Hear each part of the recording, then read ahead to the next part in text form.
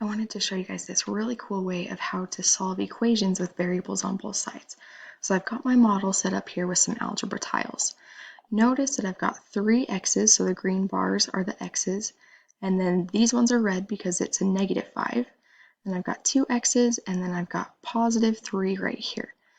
So once something crosses this line right here, it changes signs. Okay, so to solve, I'm going to move these guys over here to solve for x, but remember once they move over, I'm going to change them to negatives.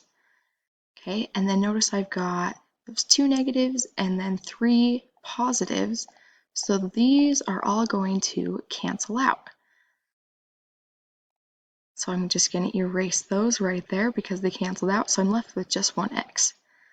Okay, then I'm going to do the same thing of moving stuff over right here. So I want to move all of my 5s over, or all of my red ones over here. But remember when I move them, they change signs, right? So now I've got 8. So my solution will be x, because I've still got that 1x, equals 8.